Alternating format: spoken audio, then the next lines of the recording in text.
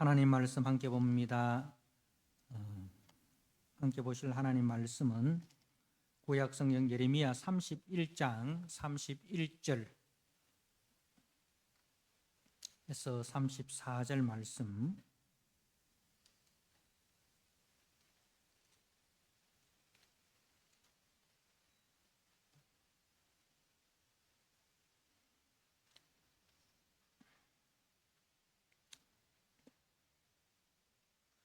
예레미야 31장 31절에서 34절 말씀을 한 절씩 교독하도록 하겠습니다. 여호와의 말씀이니라. 보라, 날이 이르리니 내가 이스라엘 집과 유다 집에 새 언약을 맺으리라.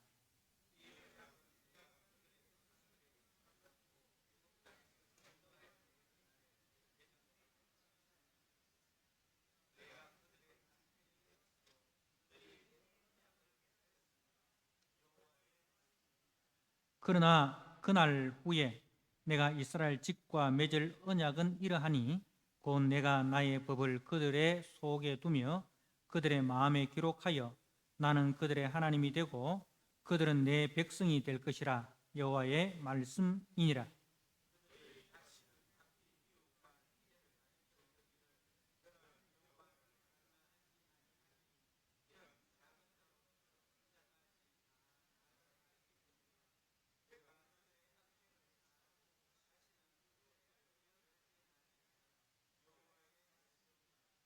아멘.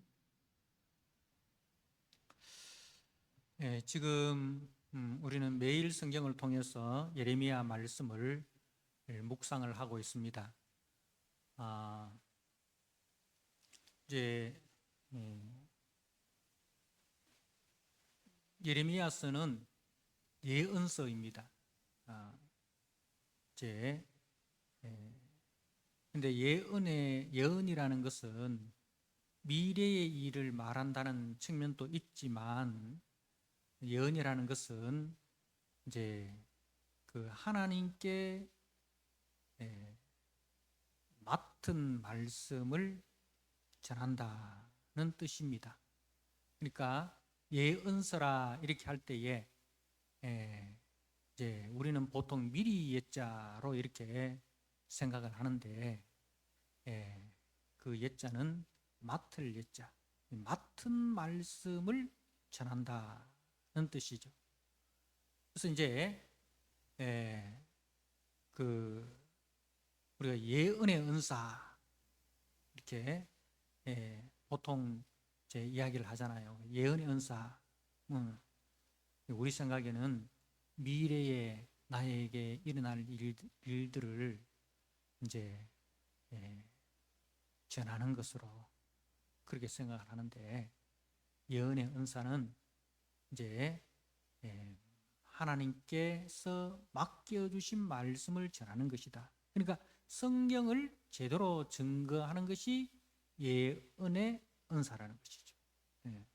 그러니까 우리가 물론 하나님께서는 우리의 미래의 일들을 다 아시고 주관하시고 계시죠. 그래서 때로는 우리의 미래의 일도 우리에게 가르쳐 주시기도 하시지만, 그것은 그 예언의 일부고, 예언에 있어서 가장 중요한 것은 하나님께서 맡겨주신 말씀을 전하는 겁니다.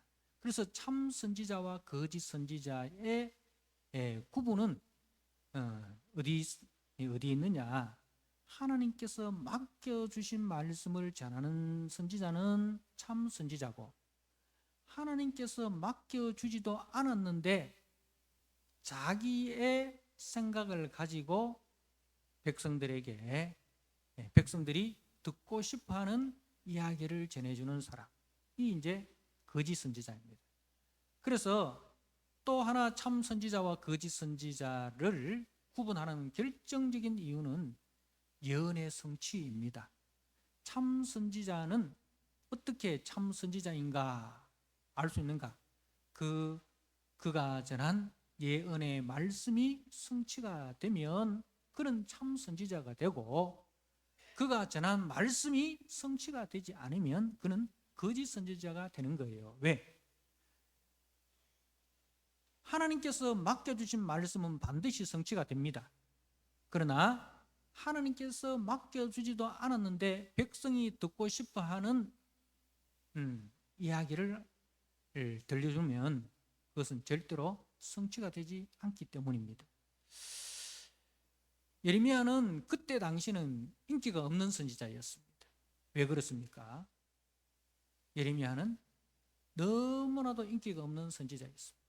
아마 예레미야가 개척교회에 했으면 말아먹었을 것입니다. 예. 그는 하나님께서 맡겨주신 말씀을 전했는데 그 메시지는 백성이 듣고 싶어하는 메시지가 아니라 백성이 들어야 할 메시지를 전하였습니다. 그렇기 때문에 예레미야는 하나님으로부터 선지자로 부름을 받았을 때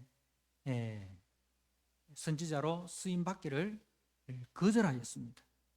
우리가 예레미야 1장 6절 말씀을 한번 보시면 이제 하나님 앞에 예레미야가 이렇게 거절합니다.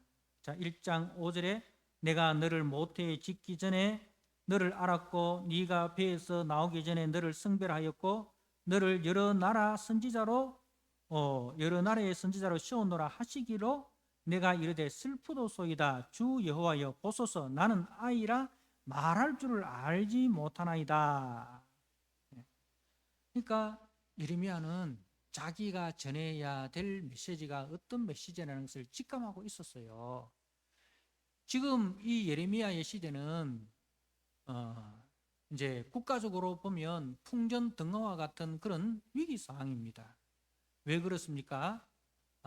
하나님께서 저들에게 주신 하나님의 언약, 신명기 말씀, 출애굽기, 레위기, 민수기, 신명기를 통해서 주시는 여호와의 언약의 말씀을 어기고 우상을 숭배하고 그리고 하나님을 찾기보다 힘 있는 다른 이방 나라를 찾아가고 그들의 우상을 숭배하고 그들의 문화와 그들의 문명을 사모하는 힘을 추구하는 하나님을 추구하는 자들이 아니라 힘을 추구하는 자들이었기 때문에 그래서 그 하나님께서는 그들을 돌이키시기 위하여 징계의 막대기로 바벨론을 들어 사용하신다는 것을 지금 예레미야는 알고 있었기 때문에 자기가 전해야 될 메시지가 어떤 메시지라는 것을 알고 있었기 때문에 그는 선지자로 이제 하나님 앞에 쓰임 받기를 거절을 한 것입니다. 여러분, 이 예레미야가 과연 자기의 동족과 자기의 민족이 멸망당하는 것을 기뻐하였을까요? 아니죠. 그도 유다 사람이고, 그죠? 그도 가족이 있는 사람입니다. 그래서 자기 민족이, 자기 가족들이 그 이방인에 의해서 유린당하는 것을 결코 기뻐하지 않았습니다. 그것을 지켜보는 예레미야의 마음은 너무나 힘들고 너무나 어려웠습니다. 그렇지만은 이제 자기가 전해야 될 메시지를 전해야만 되는데 그런데 아무도 듣지 않는 이 메시지를 전해야 되고 그리고 그 메시지로 말미암아 자신은 고난을 당해야 되는 참 괴로운 사람이죠. 그래서 그 예레미야는 우리 주님을 가장 많이 닮은 사람이었습니다. 그래서 예레미야는 이제 눈물의 선지자라고 하죠. 우리 주님께서 가이사랴 빌립보에서 제자들에게 묻습니다. 그죠? 사람들이 나를 누구라 하더냐 했을 때 누구 이름이 등장합니까? 예레미야 이름이 등장합니다. 그죠? 왜 그럴까요? 우리 주님은 눈물이 많은 분이셨습니다. 예루살렘 성을 향하여 우시고, 그리고 나사로의 무덤 앞에서도 우시고, 그죠? 그래서 참 눈물이 많은 분이셨습니다. 그래서 사람들이 예수님을 향해서 그는 예레미야라 그렇게 부르기도 하였습니다. 또 성경에 보면 눈물이 많은 사람이 또 한 사람이 있죠. 사도 바울입니다. 그죠? 사도 바울. 또 눈물이 많은 사람이었습니다.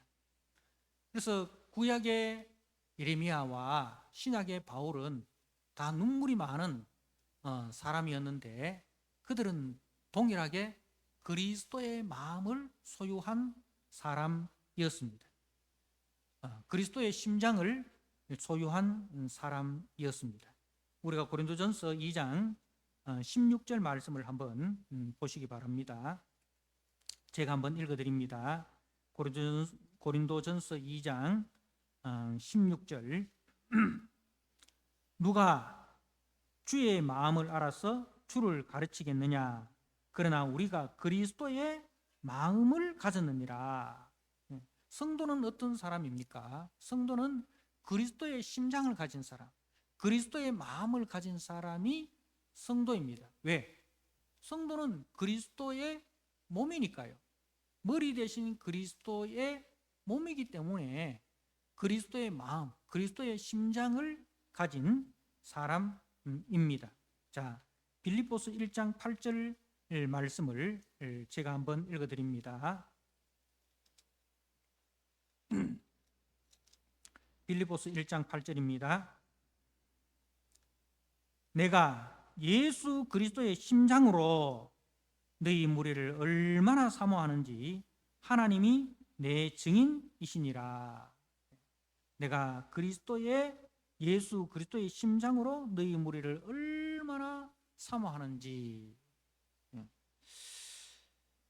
그러니까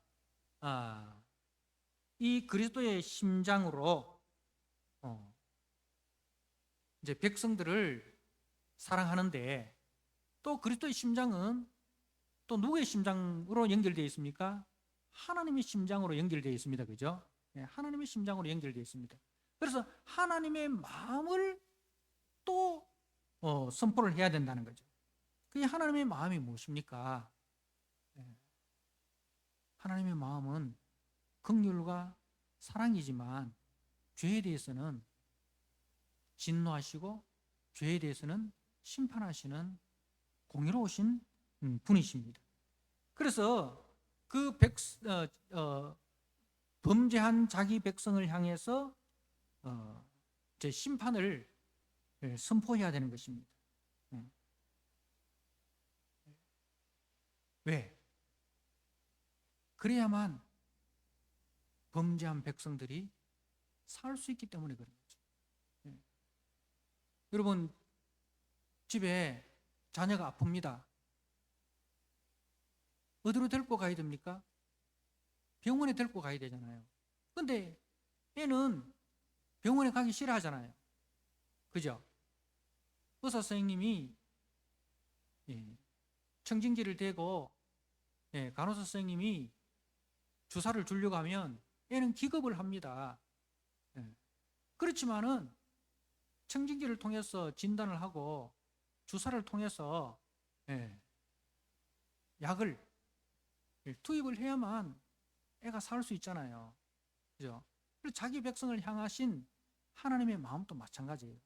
우선은 이 징계가 아프고 힘들지만은 그 징계를 통해서 자기의 죄를 깨닫고 회개하고 그리고 하나님께로 돌아올 수 있는 은혜의 길이라는 것입니다. 그래서 바로 복음 외에는 살 길이 없기 때문에 이 복음을 전하고자 하는 이 거룩한 열정이 선지자에게 있었던 것입니다. 자, 그렇기 때문에 먼저 선지자는 예레미야 선지자는 무너뜨려야 했습니다. 그 예레미야의 메시지는 첫 번째로 무너뜨리는 메시지였습니다. 파괴하는 메시지였습니다. 무너뜨리고 파괴해야 새롭게 건축할 수 있기 때문입니다. 여러분, 우리가 건물이 무너진다는 것을 알 때는 어떻게 해야 됩니까? 빨리 사람들을 대피시키고 그 대피시킨 후에는 그 건물을 무너뜨려야 됩니다. 그죠? 그것이 안전하다 하면서 사람들이 그 속에 머물게 하면 대형 사고가 터집니다. 그죠? 그래서 우리가 나라에서도 안전 진단을 하지 않습니까? 이 다리가 안전한지, 이 아파트가 안전한지 몇 년에 한 번씩 걸쳐서 안전 진단을 합니다. 만약에 안전 진단 D등급 받으면 어떻게 합니까? 통행을 금지시킵니다. 그죠? 사람의 통행이나 차량의 통행을 막고, 그리고 이제 철거합니다. 그죠? 철거합니다. 그렇습니다. 이제 예레미야 선지자는 먼저 무너뜨리는 메시지를 전합니다.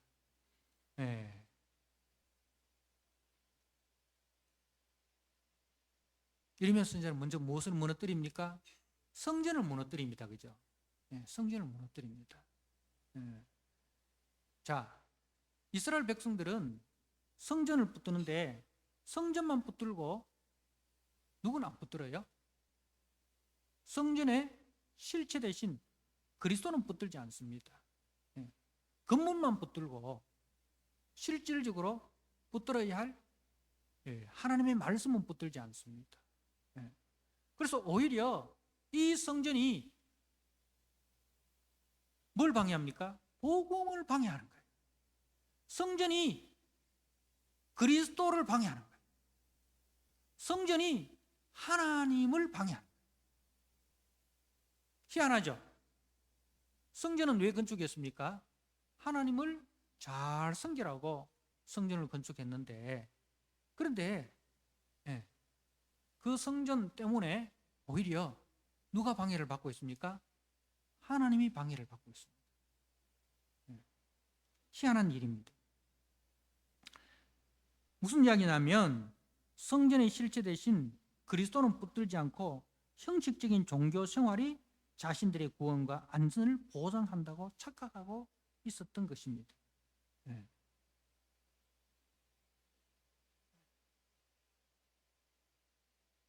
그래서 이제 하나님께서는 예레미야에게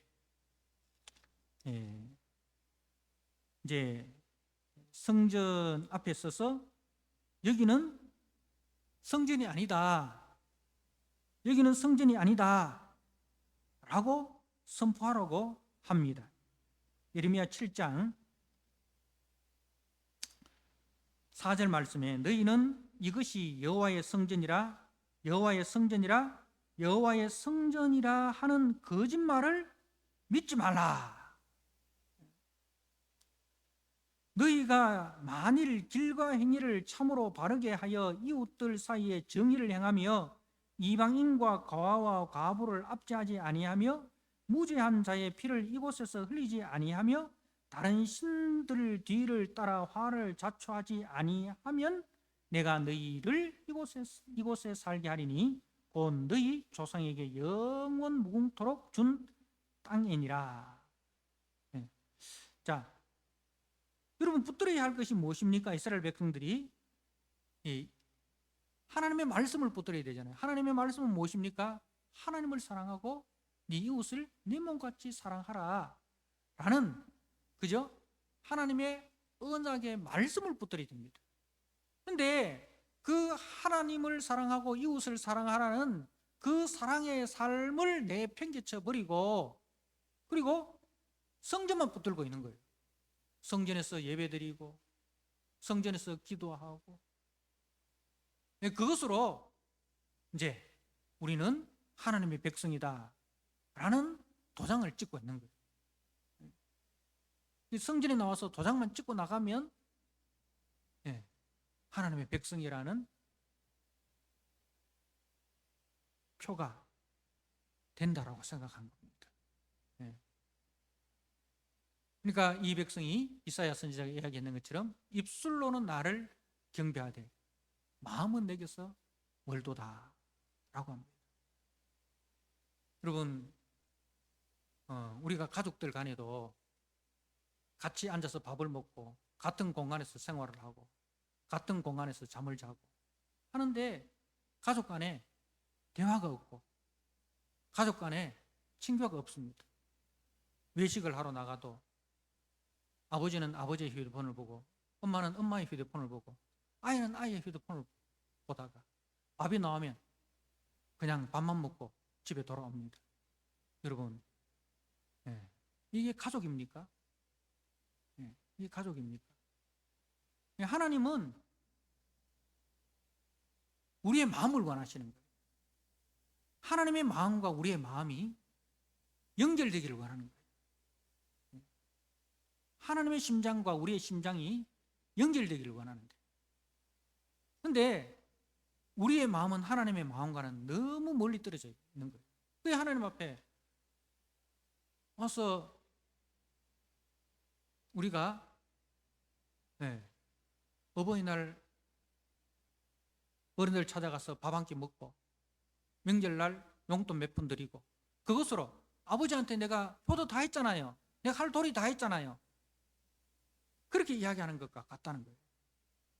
정말 우리 부모님이 그걸 원할까요?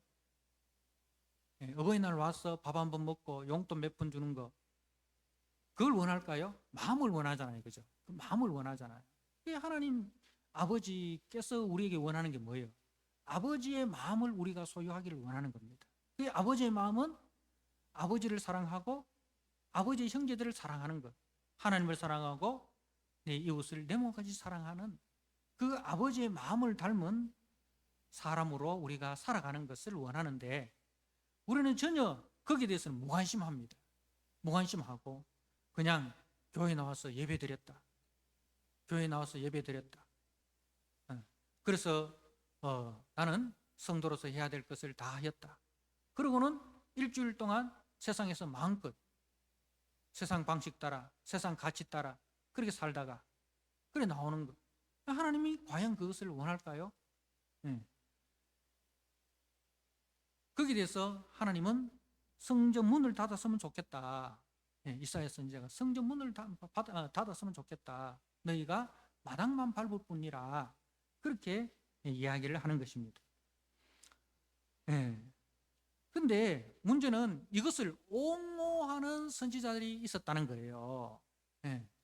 이렇게만 해도 잘했다라고 칭찬해주고 격려해주고 지지해주는 선지자들이 있었다는 것입니다. 자, 예레미야 23장 말씀을 한번 볼까요? 예레미야 23장 17절 말씀에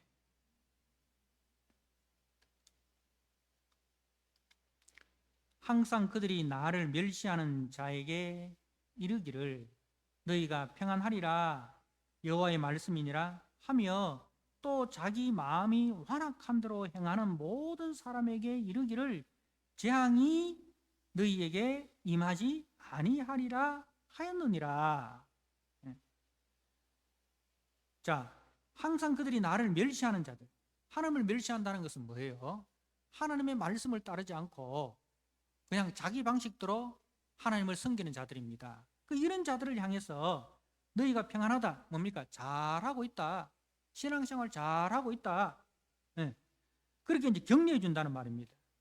그래서 자기 마음이 완악하는 대로 행하는 모든 사람, 자기 마음이 완악하는 대로 죄의 본성을 따라서, 그죠?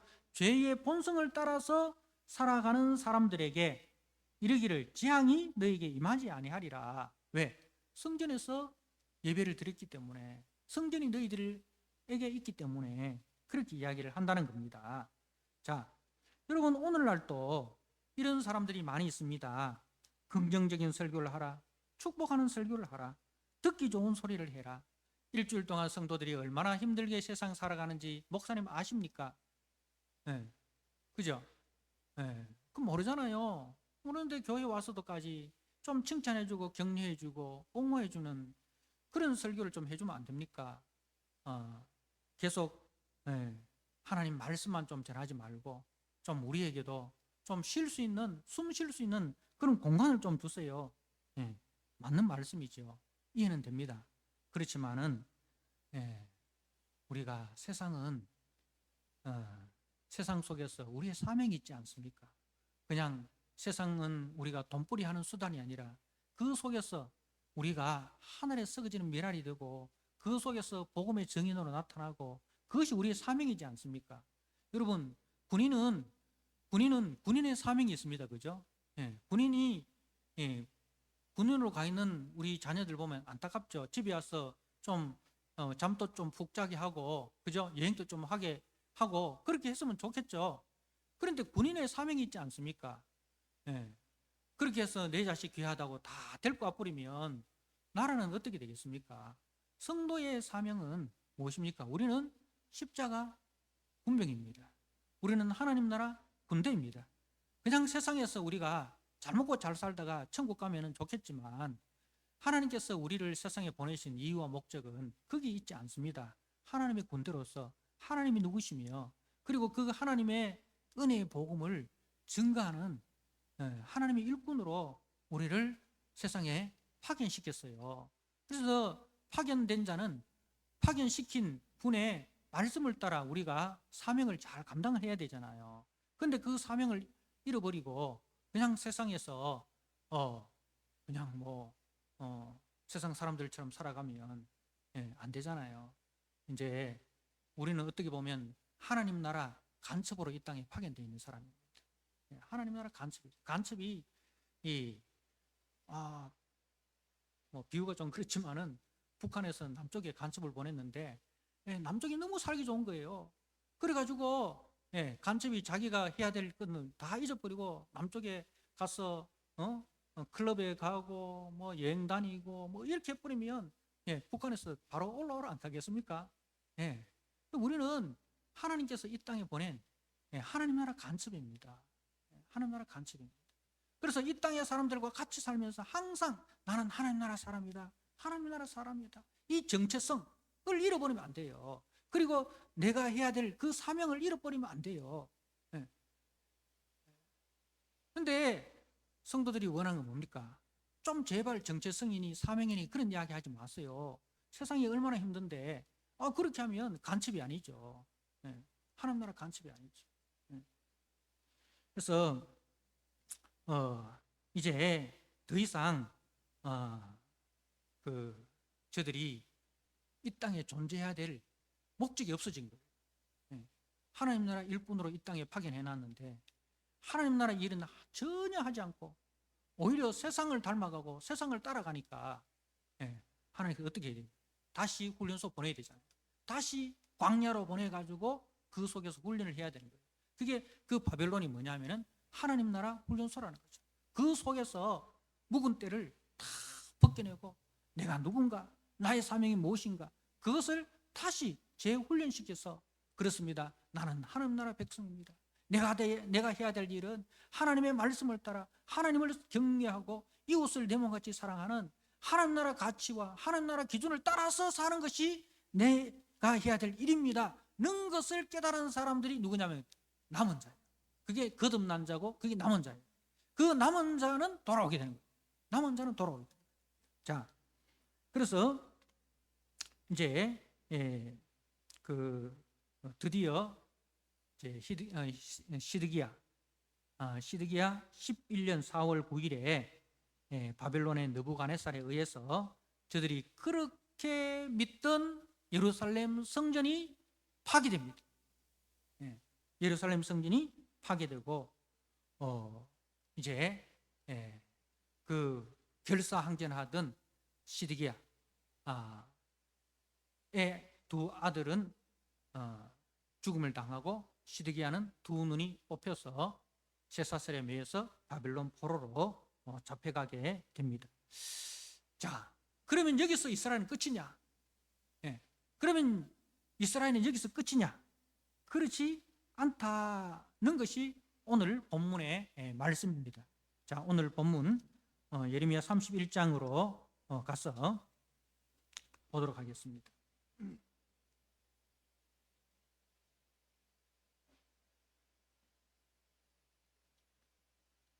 예레미야 31장 31절에 여호와의 말씀이니라. 보라, 날이 이르리니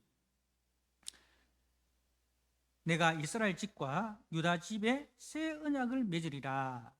자, 날이 이르리니, 이 날이 언제냐는 거예요. 이 날은 두 가지로 볼 수 있습니다. 첫째는 이제 예레미야가 이야기했던 것처럼 70년이 차면 돌아오리라 하는 바벨론 포로 귀환의 날, 이 이제 1차적인 날이고, 그 다음에 궁극적으로 이 날은 언제냐? 바로 새 언약의 실체 대신 우리 주 예수 그리스도께서 우리를 위하여 십자가에 죽으시고 부활하신 그 날을 이야기하는 거죠. 예수님께서 십자가에 죽으시고 부활하신 그 날. 그 날이 이르면 이스라엘 집과 유다 집에 새 언약을 맺으리라. 바로 이 새 언약은 이제 누구를 통해서 주어집니까? 우리 주 예수 그리스도를 통해서 주어지는 거예요. 그래서 예레미야는 가장 절망적인 상황에서 가장 밝은 소망을 본 사람입니다. 어둠이 가장 짙은 때에, 그때 뭘 보느냐? 가장 밝은 태양이 떠오르는 것을 본 사람입니다.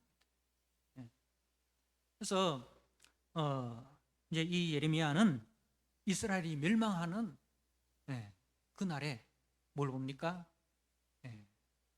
떠오르는 태양 예수 그리스도를 보게 되는 것입니다. 자, 이 언약은 내가 그들의 조상들의 손을 잡고 애굽 땅에서 인도하여 내던 날에 맺은 것, 뭡니까? 모세 언약이죠. 모세를 통해서 시내산에서 받았던 그 언약을 이야기하는 거죠. 모세 언약과 같지 아니할 것은 내가 그들의 남편이 되어서도 그들이 내 언약을 깨뜨렸습니다. 그러니까 모세 언약은 하나님과 이스라엘의 결혼입니다. 하나님은 이스라엘의 남편이 되고 이스라엘은 하나님의 신부가 되는데, 그런데 이 결혼 언약도 저들이 깨뜨려 버렸다 이거죠. 결혼 언약도 깨뜨려 버렸다. 그게 뭐예요? 호세아서 이야기잖아요, 그죠? 호세아서 이야기. 자, 그러나 그날 후라는 것은 이제 예수 그리스도의 십자가 부활, 죽으심과 부활 후에 내가 이스라엘 집과 맺을 언약은 이라니 곧 내가 나의 법을 그들 속에 두며, 그러니까 우리 속에 하나님이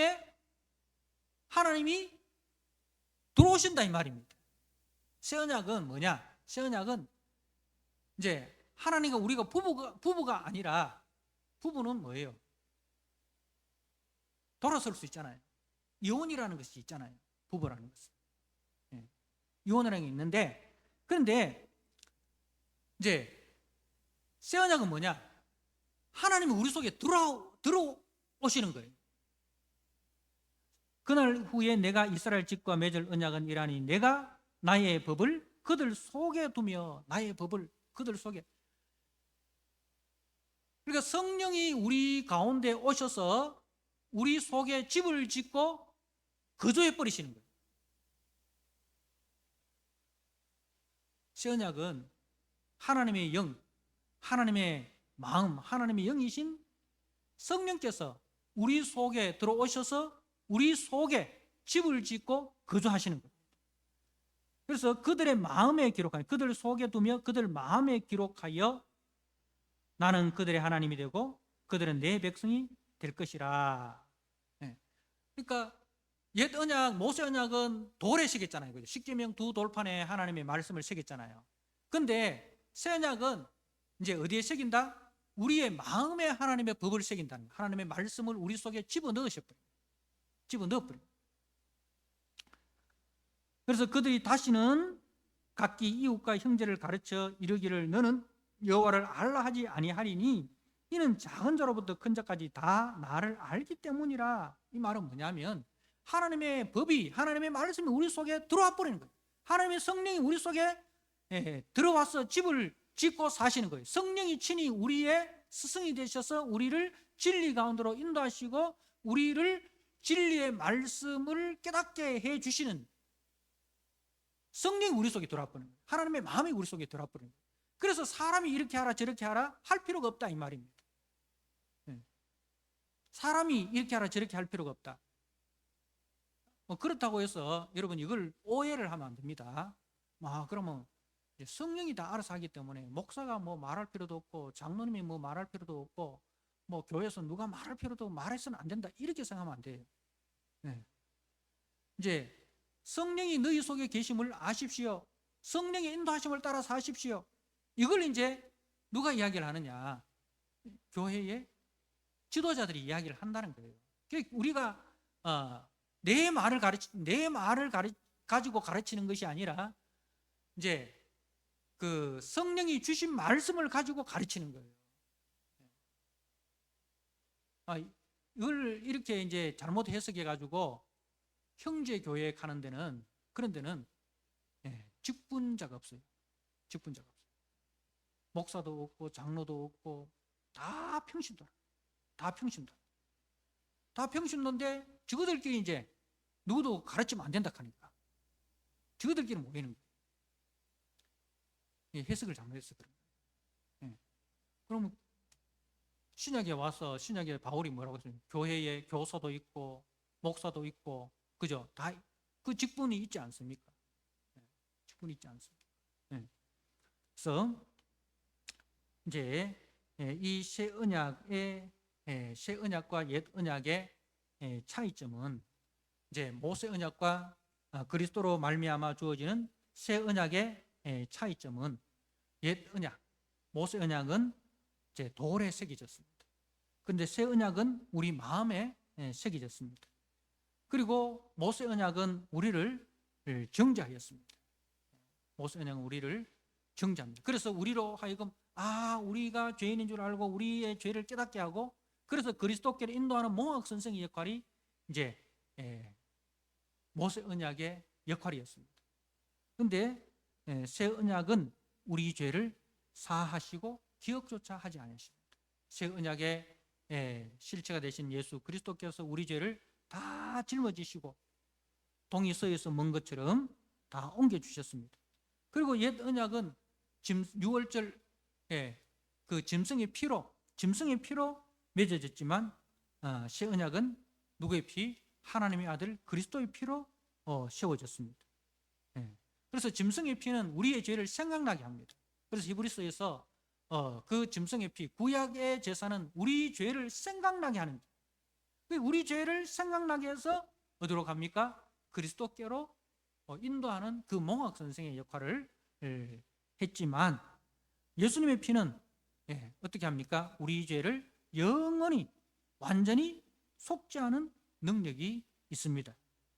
그래서 다윗이 이 시편 51편에 이 모세 언약의 한계를 알았어요.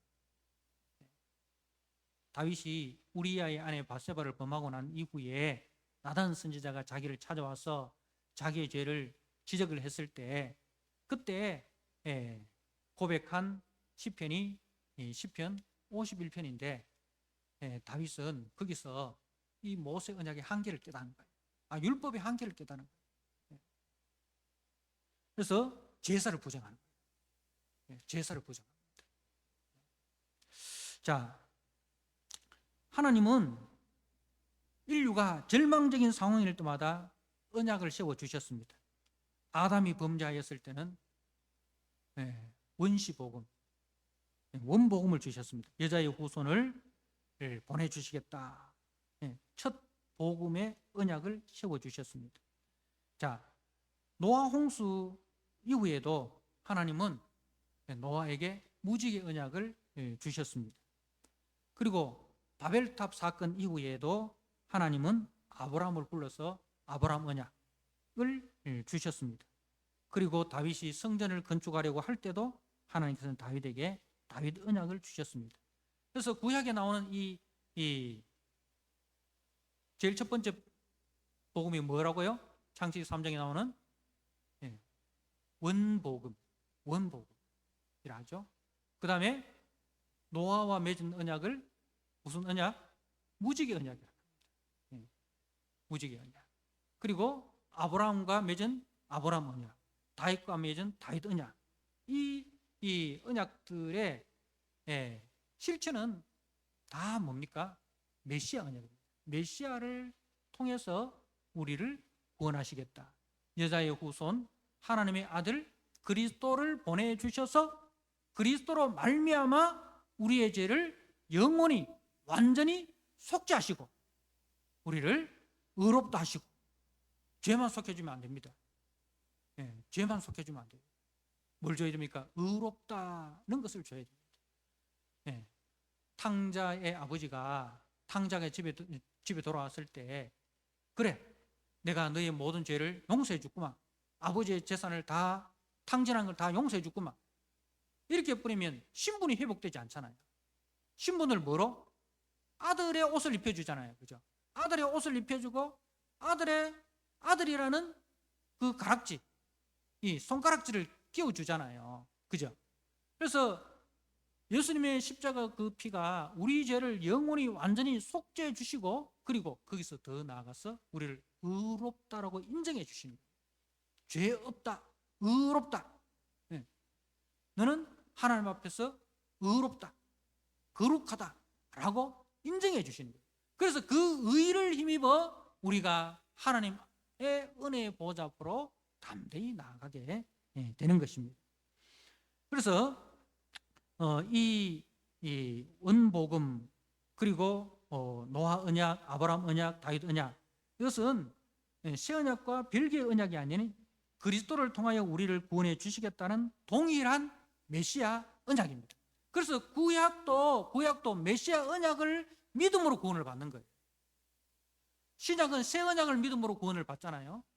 근데 구약도 마찬가지예요. 그리스도를 믿음으로, 오실 그리스도, 하나님께서 약속하신 여자의 후손 그리스도를 믿음으로 구원을 받고, 신약은 오신 그리스도를 믿음으로 구원을 받는 거예요. 그래서 동일하게 그리스도를 믿음으로 신약이나 구약이나 동일하게 구원이 주어진다는 것입니다. 그래서 이제 예레미야에서 강조하는 것은, 다윗 언약을 강조합니다. 다윗이 온다는 것을 이야기합니다. 다윗은 이미 예레미야 시대는 다윗이 오래전에 죽은 사람 아닙니까? 그죠? 오래전에 죽은 사람인데, 자, 우리가 예레미야 23장 5절 말씀을 한번 보시기 바랍니다. 예레미야 23장 5절,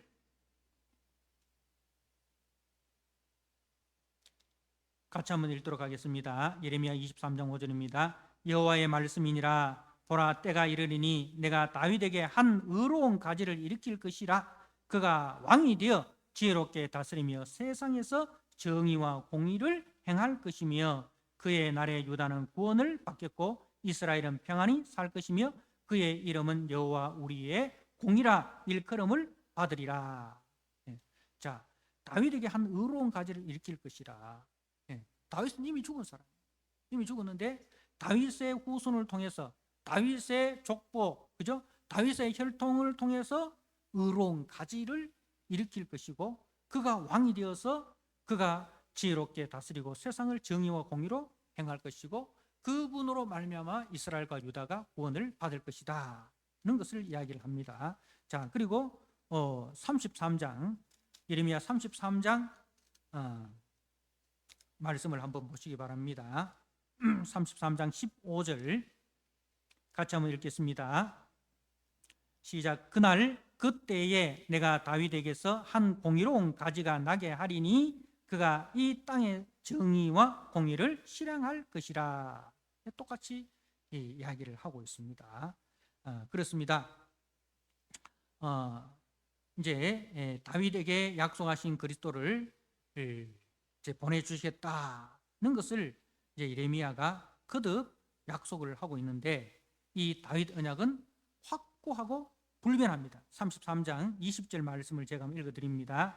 여호와께서 이와 같이 말씀하시니라. 너희가 능히 낮에 대한 나의 언약과 밤에 대한 나의 언약을 깨뜨려 주야로 그 때를 읽게 할 수 있을진데, 내 종 다윗에게 세운 나의 언약도 깨뜨려 그에게 그의 자리에 앉아 다스릴 아들이 얻게 할 수 있겠으며.